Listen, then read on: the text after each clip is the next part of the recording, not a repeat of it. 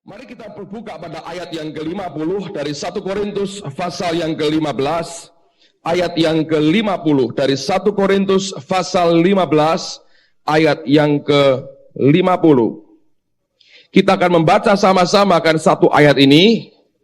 Cepat Anda cari dalam Alkitab 1 Korintus pasal 15 ayat yang ke-50. Anda sudah dapatkan? Yang sudah tolong angkat tangan kananmu tinggi-tinggi saya bisa lihat. Oke, kita akan baca sama-sama. 2, 3. Saudara-saudara, inilah yang hendak kukatakan kepadamu, yaitu bahwa daging dan darah tidak mendapat bagian dalam kerajaan Allah, dan bahwa yang binasa tidak mendapat bagian dalam apa yang tidak binasa. Amen, saudara. Saya mau ulang lagi, Anda baca, Anda simak dengan baik dalam Alkitab, saudara. Karena firman Tuhan ini berkata, saudara-saudara, Tuhan berkata, Paulus berkata, inilah yang hendak kukatakan kepadamu, yaitu bahwa daging dan darah tidak mendapat bagian dalam kerajaan Allah, dan bahwa apa yang binasa tidak mendapat bagian dalam apa yang tidak binasa. Dalam terjemahan yang lain, Paulus berkata begini, saudara. Dia berkata, I need to emphasize, friends. Dia berkata, aku perlu untuk menekankan ini, teman-teman. Dia berkata, that our natural earthly lives, bahwa sifat-sifat natural kita, alamiah kita, sebagai manusia di dunia ini, di bumi ini, don't in themselves lead us by their very nature into the kingdom of God. Tidak pernah bisa sifat alamiah kita ini, dengan sifat alamiah yang kita punya, maka sifat alamiah kita ini memimpin kita masuk ke dalam kerajaan Allah. Lalu kemudian dia berkata begini, their very nature is to die. Nah, sifat alamiah manusia kita ini yang hidup di dunia ini, sifatnya itu menuju kepada kematian. Dan kemudian dikatakan begini, so how could they naturally end up in the life kingdom? Nah, bagaimana mereka dengan natural yang ada itu akhirnya bisa membuat kita sampai kepada kerajaan kehidupan? Nah, naturalnya itu mati. Bagaimana kalau yang naturalnya itu menuju kepada kematian itu akhirnya bisa memimpin kita kepada kerajaan kehidupan? Nah, coba perhatikan akan hidup kita sajalah, saudara, ya. Ketika kita kecil, orang senang lihat pertumbuhan kita. Dari bayi tumbuh jadi anak-anak dibesarkan, lalu mungkin sampai pada usia tertentu sampai pada puncaknya. Lalu kemudian grafik daripada fisiknya mulai menurun. Yang wanita mulai melihat keriput-keriput di matanya, keriput-keriput di wajah, keriput-keriputnya mulai kelihatan. Sebagian yang laki, yang perempuan juga lihat rambutnya, ya, dari rambut bayi tumbuh, dicukur dengan baik, diberi shampoo, diberi tonik, diberi hair tonic, diberi segala macam, lalu tumbuh dengan baik, tumbuh dengan tebal. Tiba-tiba pada usia tertentu kita menjumpai 1-2 rambut putih itu mulai keluar. Minggu lalu istri saya shock melihat beberapa rambut putih mulai keluar. Saya berkata pada dia, memang saya sudah tidak 17 lagi, 18 lebih sedikit, saya berkata. Lalu kemudian dia merasa, kamu sudah makin tua? Saya berkata, ya sudah makin tua. Karena itu nature kita, sifat alamiah kita is to die. Akhirnya tidak akan bisa dipertahankan.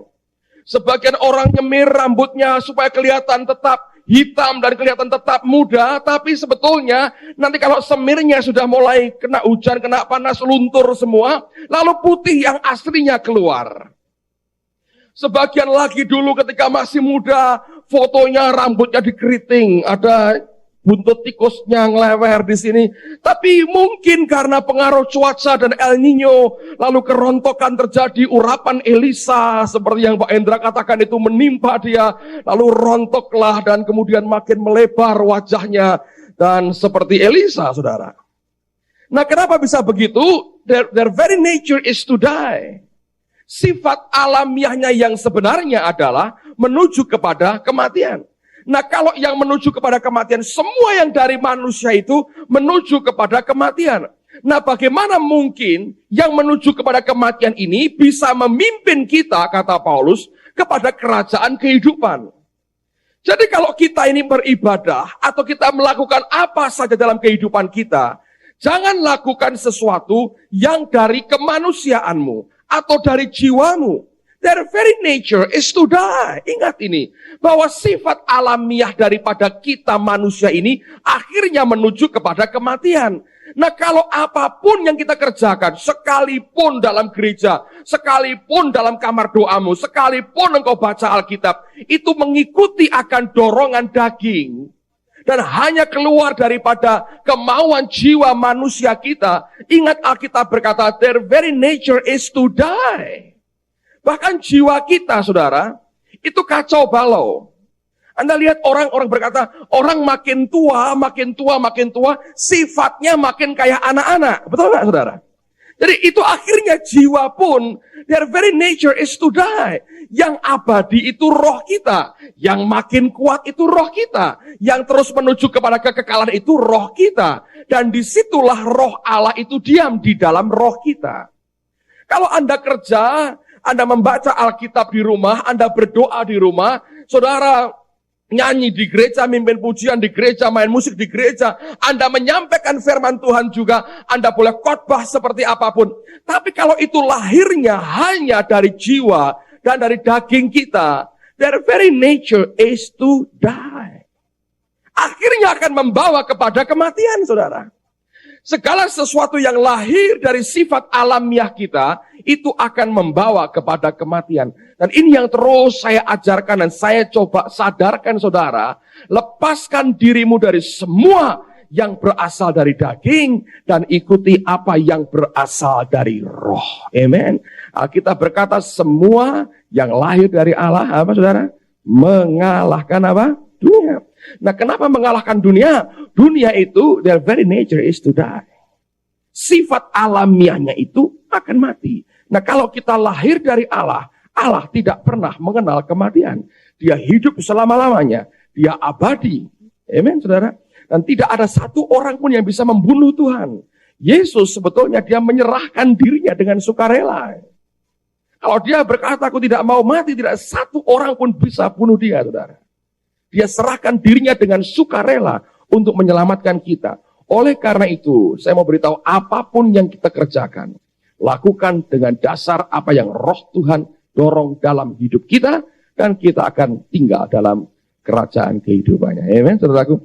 Mazmur pasal yang ke-51, kita akan baca dari ayat yang ke-9 sampai dengan ayat yang ke-15. Mazmur pasal yang ke-51. Ini merupakan mazmur yang sangat terkenal karena inilah contoh daripada ketaatan, kerendahan hati seorang yang dalam pandangan manusia, dia orang yang sangat besar. Dialah Raja Daud sendiri ketika dia berdosa, dan Tuhan tegur lewat nabinya, dia bertobat di depan rakyatnya, dia ceritakan, dia buka semua dosanya.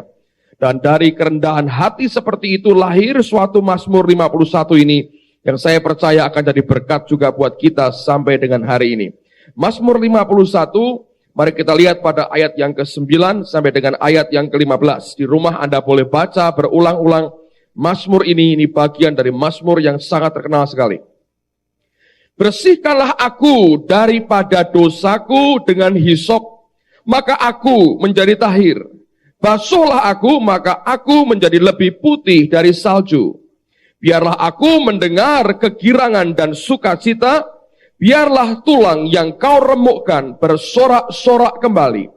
Sembunyikanlah wajahmu terhadap dosaku, hapuskanlah segala kesalahanku. Jadikanlah hatiku tahir ya Allah, dan perbaharuilah batinku dengan roh yang teguh. Janganlah membuang aku dari hadapanmu, dan janganlah mengambil rohmu yang kudus daripadaku. Bangkitkanlah kembali padaku kegirangan karena selamat yang daripadamu, dan lengkapilah aku dengan roh yang rela. Maka aku akan mengajarkan jalanmu kepada orang-orang yang melakukan pelanggaran, supaya orang-orang berdosa berbalik kepadamu. Dari apa yang Daud katakan ini, saya kemarin membaca terjemahan yang bagus sekali. Ada teman orang Amerika, temannya Pak Timotius beri saya buku kecil. Tadinya saya pikir ini Alkitab biasa, saudara. Saya nggak ngerti bahwa terjemahannya berbeda. Jadi saya taruh aja ini, saya berkata, oh ya ini the message of hope. Ini merupakan berita pengharapan. Saya lihat ini ayat, saya taruh aja. Saya cepat baca ini siapa yang tulis, saya tahu ini, dan kemudian suatu hari Darrell Stott itu datang dan selama 2 minggu bermalam di rumah saya. Dan kasur ranjangnya patah sempat yang di atas. Orangnya besar dan kalau sudah malam kadang-kadang itu roh Tuhan jamah dia goyang. Pecah saudara akhirnya itu. Jadi akhirnya itu berantakan ranjangnya. Tapi sempat kami banyak, saya tinggal dia cukup lama, saya ke Australia, saya kemana-kemana, nanti Januari tanggal 6 dia akan kembali ke sini. Nah kemudian saya saya ke Malaysia, saya ke Australia, tapi sempat 2 minggu itu cukup waktulah kita sharing. Nah seringkali dia bawa satu Alkitab yang tidak pernah dia pakai dalam khotbah, karena terjemahannya itu untuk devotion bagus sekali saudara, tapi saya tahu bahwa ketika saya baca pengantarnya, orang yang terjemahkan itu nggak ngawur. Dia konsultasi dengan banyak tokoh ahli bahasa, terutama ahli Alkitab, dan dia coba berikan akan makna yang sebenarnya dalam bahasa yang kita bisa cerna hari ini. Nah kemudian ketika saya baca tulisan Alkitabnya, saya kaget. Karena itu sebetulnya yang saya sudah dapat setahun sebelumnya kalau nggak salah, yang tidak pernah saya baca. Karena Alkitab versinya macam-macam, saya sudah punya banyak. Jadi terjemahannya maksudnya. Lalu kemudian saya tidak pernah baca itu, lalu saya ingat itu, lalu saya ambil, saya cari masih 2, lalu diminta lagi sama Pak Timotius, sudah diberikan, diminta lagi, nggak apa-apa saudara, saya berikan 1 lagi. Dan yang lain saya sudah berikan kepada siapa, saya lupa. Anda mungkin terima, ya sudah, karena Pak Agung yang kasih, Anda simpan, Anda boleh buka kembali untuk devotion saudara. Nah di Mazmur 51 ini ada terjemahan yang menarik sekali. Saya mau pakai ini, saya mau terjemahkan ini buat saudara, karena saya tahu ini pesan Tuhan buat kita. Terutama pada hari-hari ini di mana kita menghadapi kesulitan dan banyak tantangan, ini merupakan pesan Tuhan buat semua kita. Nah, Daud berkata, engkau pulihkan aku, berikan kembali sukacitaku, jangan buang rohmu yang kudus daripadaku, perbarui batinku dengan roh yang rela. Dia ceritanya adalah minta supaya Allah memulihkan kembali hidupnya. Pertobatan memang selalu akan disertai dengan pemulihan yang dari Allah. Dan itu merupakan doanya. Nah, dia orang yang bertobat, dia hancur hatinya, dia bertobat, dia kembali kepada Allah, dan dia minta supaya Allah memulihkan kembali akan hidupnya. Nah kemudian terjemahannya bagus sekali, saya bacakan buat saudara beberapa kalimat. Dia berkata begini, God, make a fresh start in me. Tuhan, biar engkau lakukan, engkau mulai suatu awal yang segar di dalam aku. Nah banyak orang sudah loyo hari ini, banyak orang sudah capek dengan apa yang ada. Biar kita berdoa, God, make a fresh start in me. Engkau buat suatu langkah start yang segar di dalam aku. Bukan di luar, tapi di dalam kita. Amen, saudara? Dan dia berkata begini, shape a Genesis week, engkau bentuk, engkau berikan kepadaku minggu kejadian. Anda lihat dalam Kejadian pasal yang pertama, dalam 1 minggu Allah menciptakan bumi dan segala isinya, dia bentuk bumi, segala isinya, dia bentuk binatang semua. Dan dia berkata, shape a Genesis week from the chaos of my life. Dari semua kekacauan hidupku ini, engkau ciptakan lagi Tuhan, seperti engkau ciptakan kitab Kejadian. Anda bisa nangkap ini. Shape a Genesis week from the chaos of my life.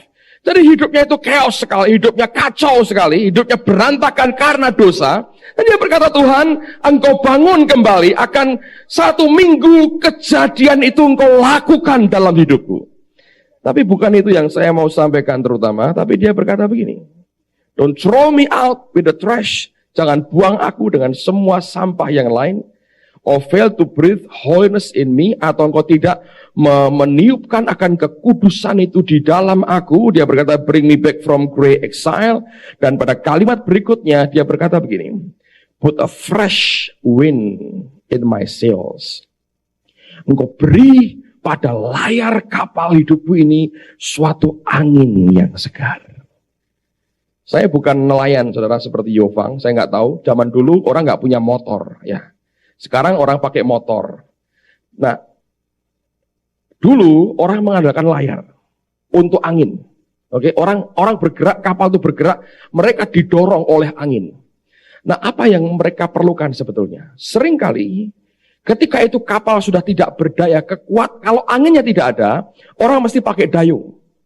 Orang pakai kekuatannya untuk menggerakkan kapal itu.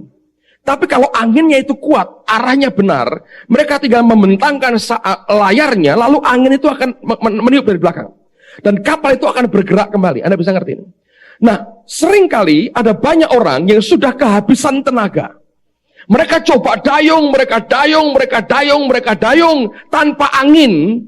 Lalu pada titik tertentu ketika akhirnya berasnya habis, ya telur asinnya habis. Karena Yovang kalau mau berlayar kapalnya dia beli supermie, dia beli kopi, dia beli gula. Saya pikir buat sajen, bukan itu buat awak kapal makan. Itu kalau dulu lebih lagi saudara, orang perlu ayam goreng, perlu sate kambing di kapal. Kalau itu akhirnya semua habis, tidak ada angin lagi, kekuatannya juga akhirnya habis. Lalu kapal itu akan terkatung-katung di tengah lautan. Tidak tahu mesti kemana, tidak ada angin sama sekali. Kekuatan sudah habis total untuk dayung, ngangkat dayungnya sudah nggak kuat lagi, sudah pegel semua, jarum semua badannya, sudah tidak besar lagi untuk dayung kapalnya. Itulah saat dimana kita berkata, Tuhan, biar Engkau hembuskan akan anginmu yang segar pada layar kapal kami. Nah, dalam hidup kita ada beberapa bagian hidup kita yang hari ini mandek, saudara, macet.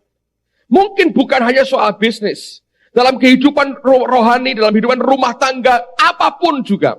Anda belajar juga macet, tidak bisa gerak lagi.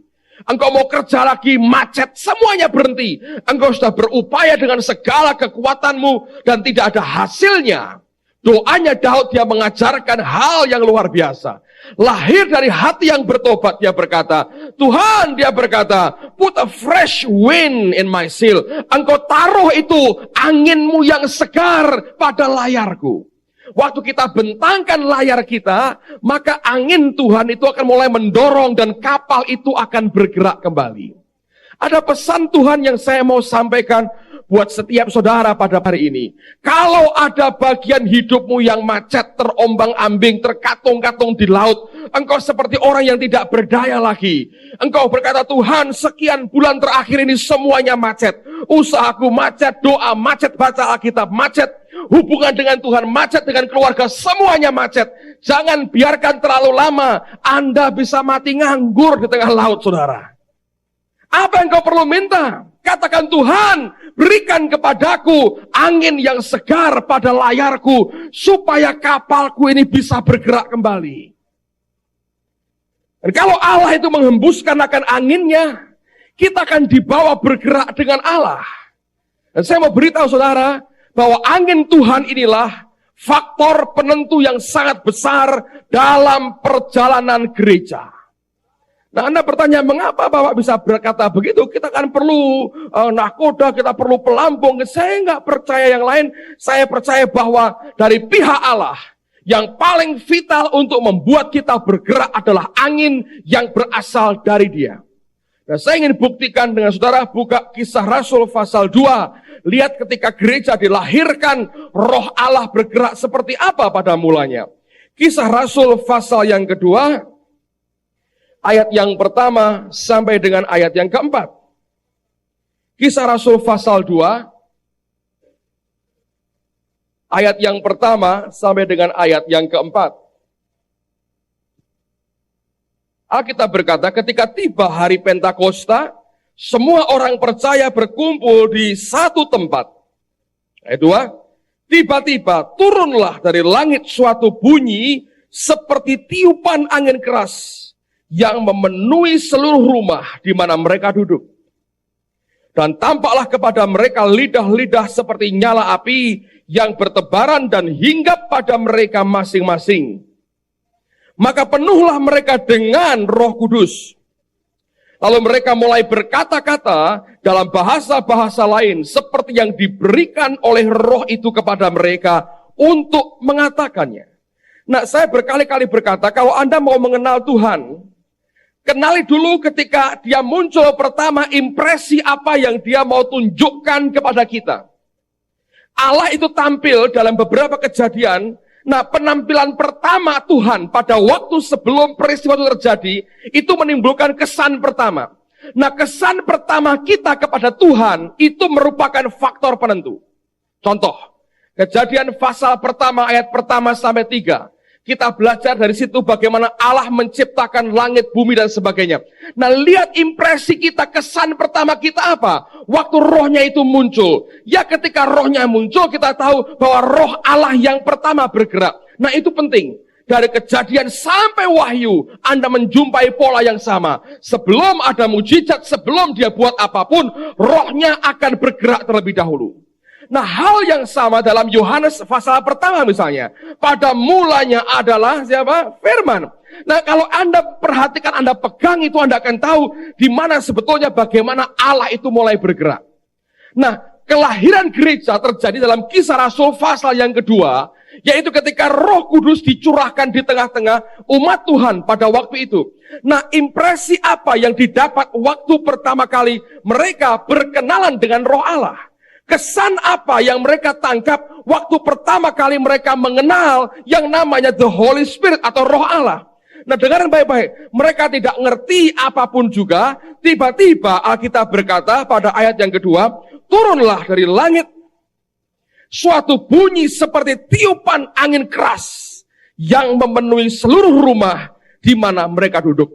Impresi pertama itu ada pada Kisah Rasul pasal yang kedua, ayat yang kedua. Itu merupakan kesan pertama, perkenalan pertama yang Roh Allah berikan kepada gerejanya pada waktu dia melahirkan gereja.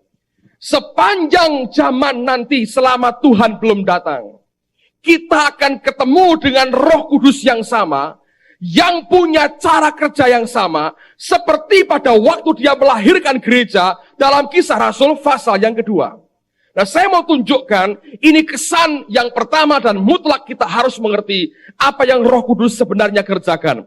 Saya bacakan terjemahan yang lain akan memberikan masukan yang berarti buat rohmu. Karena Alkitab berkata begini.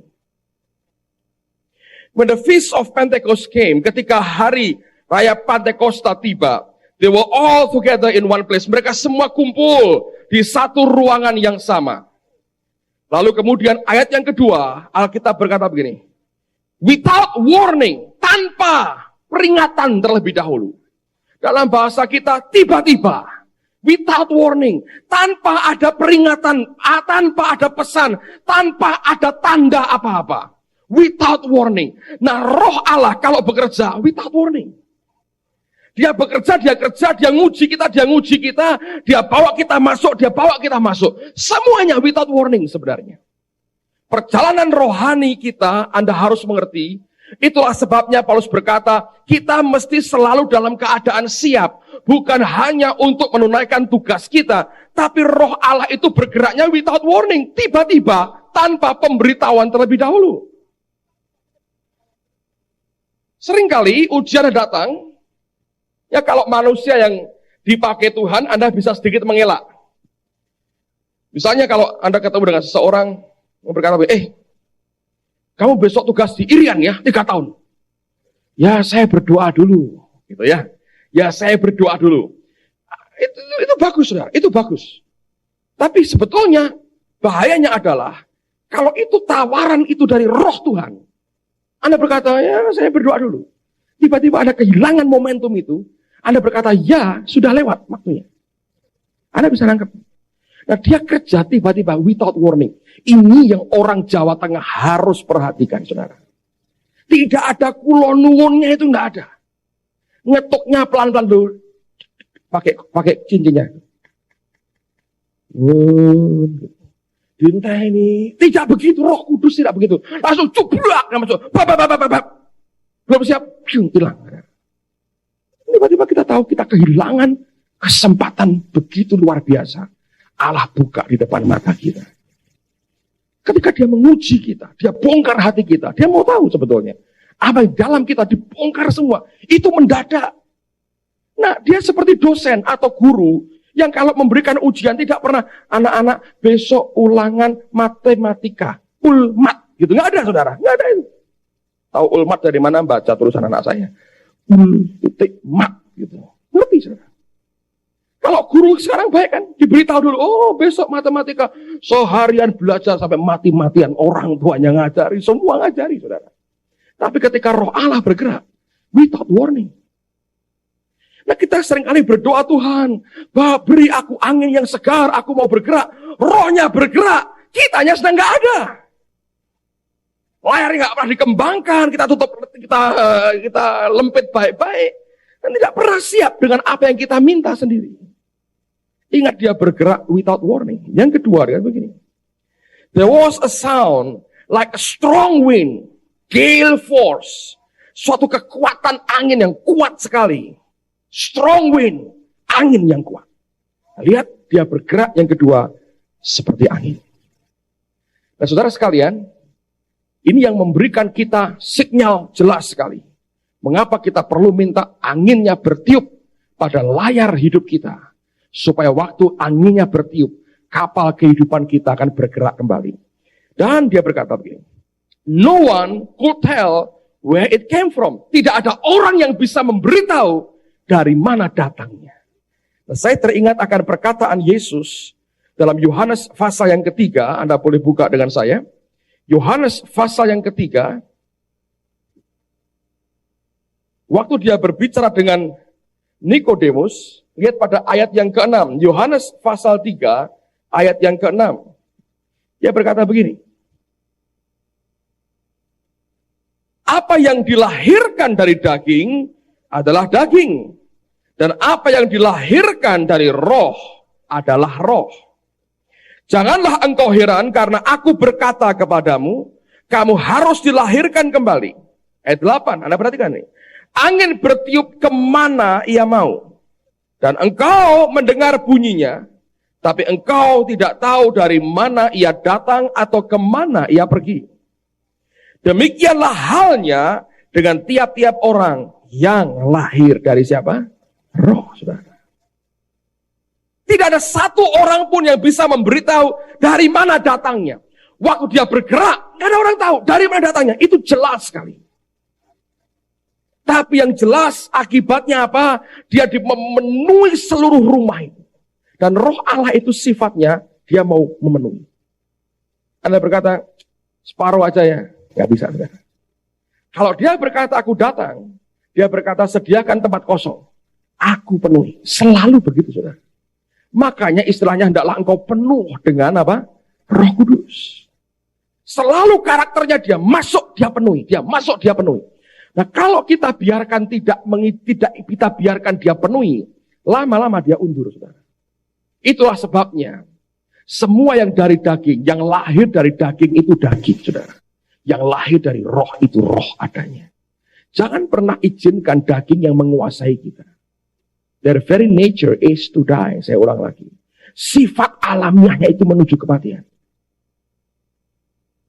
Semualah, termasuk ketika Anda baca Alkitab. Anda baca Alkitab pakai dagingmu, to die. Ngantuk akhirnya.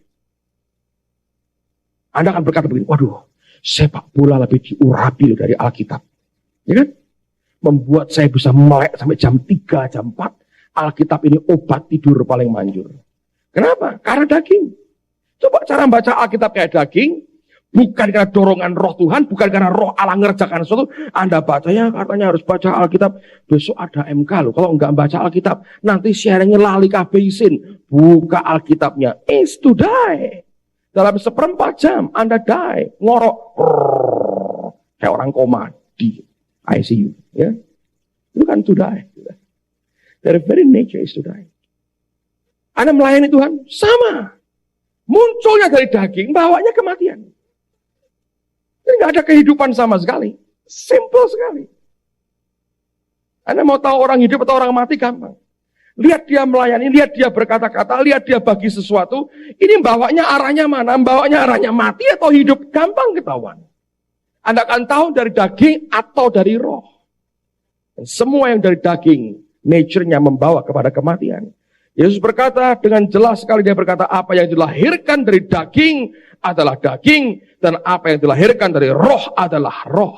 Dan dia berkata, angin bergerak, engkau tidak pernah tahu dia dari mana dan akan kemana. Dia bergerak kemanapun dia mau. Itu sifat daripada roh Allah itu sendiri. Dia bergerak kemanapun dia mau. Engkau tidak pernah bisa predik kemana dia akan bergerak.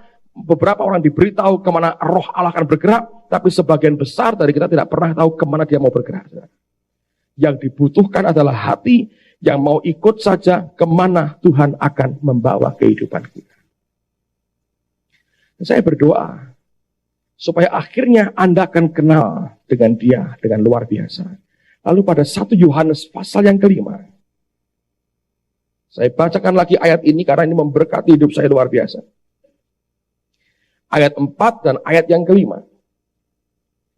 1 Yohanes pasal yang kelima, ayat yang keempat dan ayat yang kelima.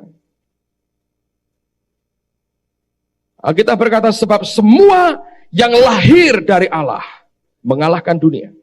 Dan inilah kemenangan yang mengalahkan dunia, iman kita. Jadi iman itu lahirnya dari siapa, saudara? Hah? Coba jawab saya. Iman itu lahir dari siapa?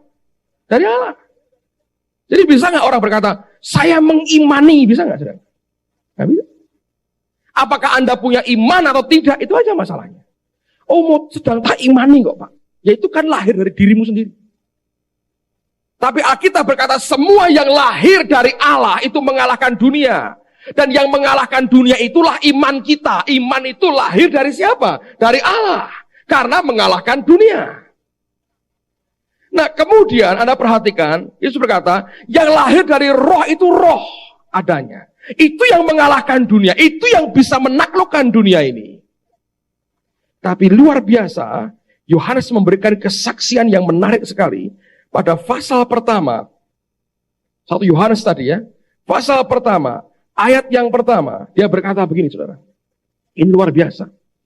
Ini yang saya berdoa, semua kita sampai pada pengenalan seperti ini.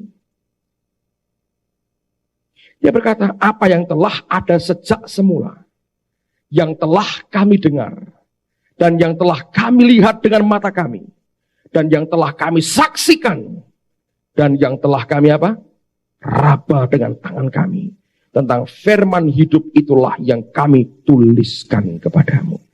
Nah sekarang dengerin saya baik-baik, saudara. Saya mau jelaskan ini karena ini penting untuk hidup kita. Sebelum dia bisa berkata, apa yang lahir dari Allah itu mengalahkan dunia. Semua yang lahir dari Allah mengalahkan dunia. Dia bukan bicara oleh karena konsep. Dia bukan bicara oleh karena pengetahuannya. Dia bukan bicara oleh karena apa yang dia dengar dari orang lain. Hari ini, saudara, dengar baik-baik. Ada banyak orang yang karena dia belajar, dia dengar dari orang lain. Dia merasa dia sudah ngerti begitu banyak. Dia merasa dia tahu semuanya. Saya mau beritahu itu orang yang tidak tahu apa-apa. Yohanes berbicara bukan karena apa yang dia dengar dari orang lain.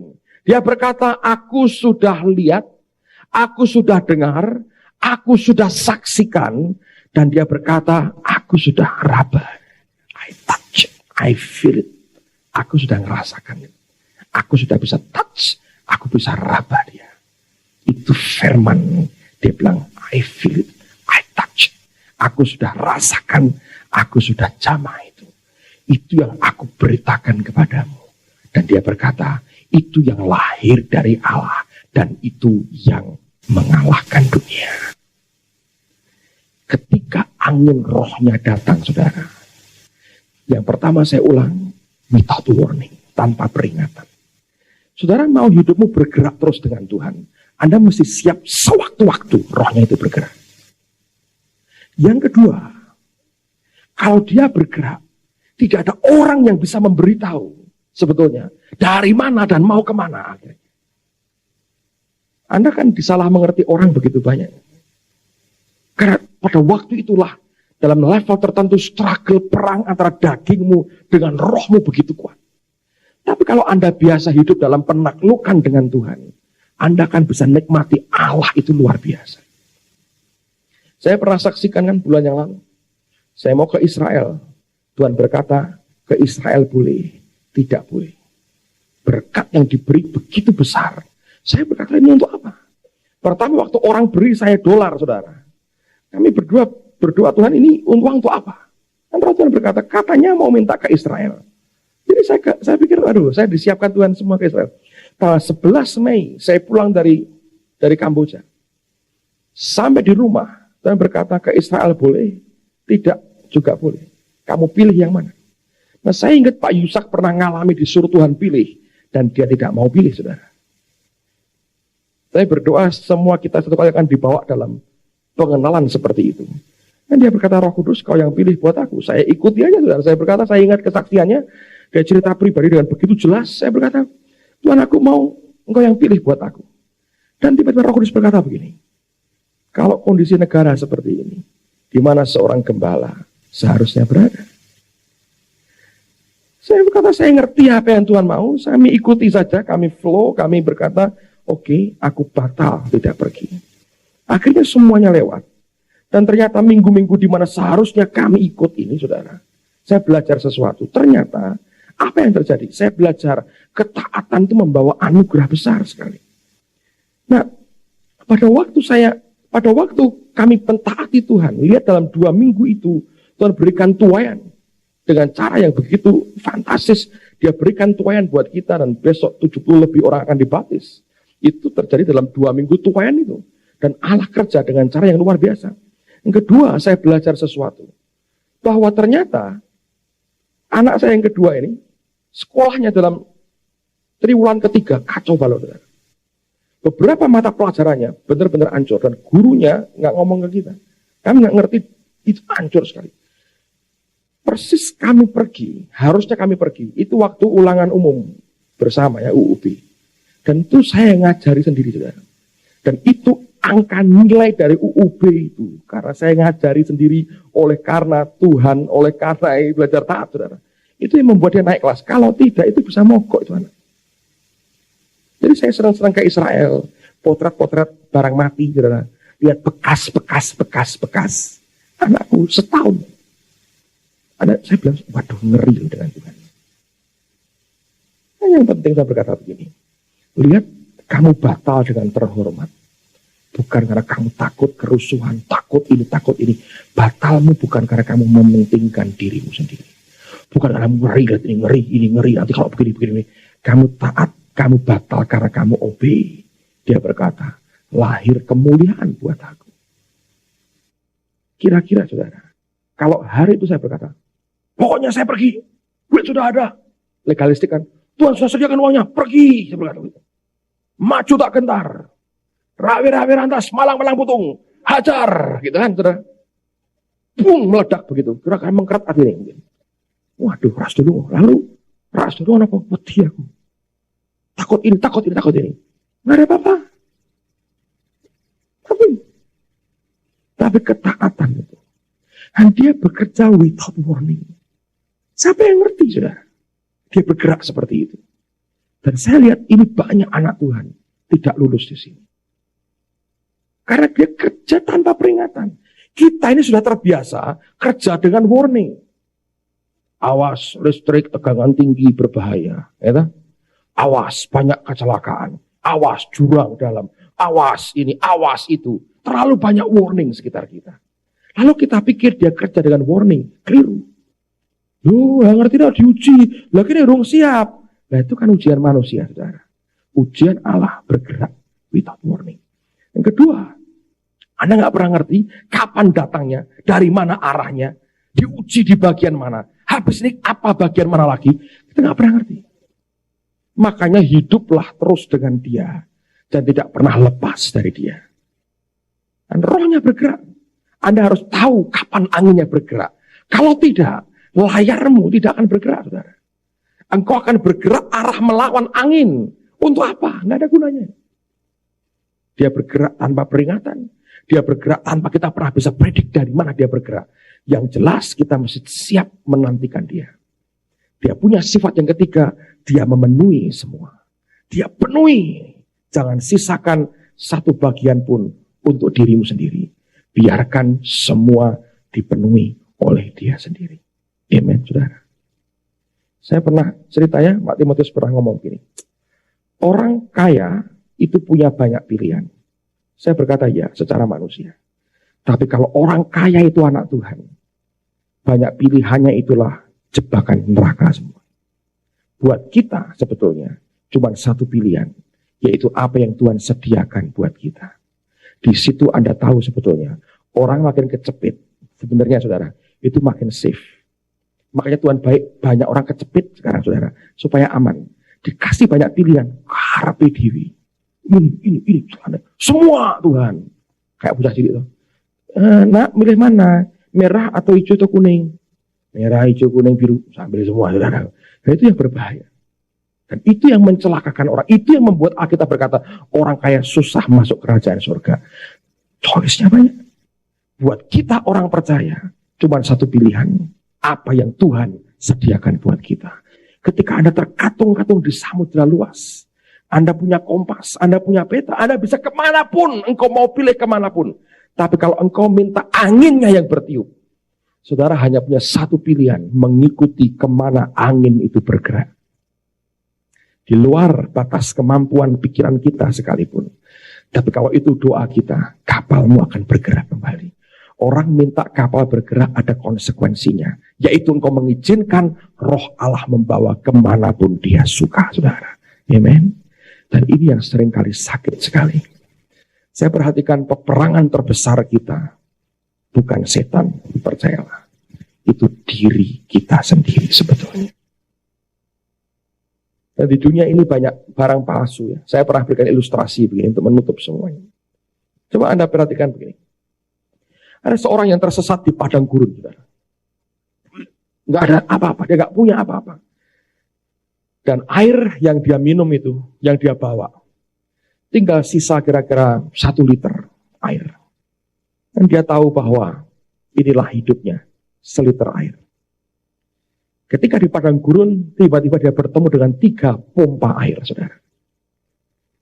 Dan 3 pompa air ini warnanya macam-macam. Ada yang merah, ada yang kuning, ada yang hijau. Dan pompa itu ada instruksinya. Begini, di dalam pompa ini ada sumber mata air yang tidak terduga. Okay. Untuk mendapatkannya caranya, tuangkan 1 liter air, tidak boleh kurang, lebih boleh. Lalu kemudian pompa. Maka dari dalamnya akan keluar mata air yang segar dan berlimpah-limpah yang tidak pernah ada habis-habisnya. Terus di bawahnya diberi tulisan, waspada, 2 di antara kami palsu. Dalamnya tidak ada apa-apanya, cuman tanah belaka. Kalau saudara jadi orang yang tersesat ini, saudara, Anda mau pilih yang mana sebetulnya? Ketika pompa, 2 di antaranya, kalau Anda isi air, bablas itu airnya, wes. Bablas. Karena 1 di antaranya, nggak tahu yang mana. 3 peringatannya sama. 3, 1 itu sama. 1 di antaranya. Kalau Anda isi, Anda pompa, keluar airnya. 3 ada peringatannya. Anda cuma punya 1 liter untuk dirimu sendiri. Saya mau beritahu, itu kenyataan hidup saudara. Dihadapkan kepada beberapa pilihan. Makin banyak pilihan, saya bilang makin ngeluh, ya. Darah tinggi naik. Coba 15 pompa air. Semua peringatannya sama. 14 diantaranya palsu. Ya, saudara. Ya? Itu hidup. Anda mau banyak pilihan? Saya doain, saudara. 100 pompa. 99 diantaranya palsu. Masuk langsung WC tadi airmu, saudara. Ayo. Anda mau jadi Kristen WC. Saya beritahu saudara, itu kenyataan hidup yang engkau punya hari ini. Namanya liter. Sebagian nekat, tapi kalau Anda curahkan kurang dari 1 liter, gak keluar airnya. Betapa tergantungnya kita dengan roh Tuhan yang tahu semua rahasia. Di matanya tidak ada yang tersembunyi, yang tahu apa yang terbaik buat kita. Cuman 1 pilihan kita, dan jangan pilih sendiri, saudara. Anda tahu itu kenyataan hidup. Anda mau punya banyak pilihan, saya doakan 1000 pilihan. 999 diantaranya palsu. mumet, saudara. Itu kira-kira pengen bodoh, cekelan batuk, kok bingung. Air itu hidup, ya kan? Mana lebih enak? Banyak pilihan atau satu pilihan? Ayo. Kenapa tidak bawa hidup kita dipimpin roh? Sehingga roh Tuhan mesti memberikan kita satu pilihan. Roh Tuhan tidak pernah ngaco. Roh Tuhan tidak pernah mengaco. Jangan pernah mau suruh pilih sendiri, saudara. Biarkan dia yang pilih buat kita. Jangan pernah minta kemana angin itu harus bergerak. Biarkan angin itu sendiri yang bergerak. Amen, saudara. Jangan minta Allah menyesuaikan dirinya dengan kita. Kasihan, saudara. Bagaimana kalau Allah rusak kayak kita, saudara? Biarkan kita menyesuaikan diri kita dengan dia. Jangan pernah berkata kemana angin harus pergi. Biarkan dia pergi kemanapun dia mau. Hanya ikuti kemana angin itu membawakan kehidupan kita. Kalau hidupmu sedang terkatung-katung hari ini, Tuhan, berikan anginmu yang segar pada layar. Dia bergerak without warning, dengan tiba-tiba. Dia bergerak, tidak ada orang yang tahu dari mana dan kemana. Dan dia mau memenuhi semuanya. Tidak banyak pilihan, saudara. Cuma satu. Apa yang disediakan Tuhan buat kita, itu pilihan kita. Amen. Apa yang diarahkan Tuhan buat kita, itu pilihan kita. Semakin Anda punya banyak pilihan, Anda semakin bingung dan tidak pernah. Anda boleh punya semua, biarlah pilihanmu cuma satu, yaitu apa yang Tuhan sediakan buat kita. Amen.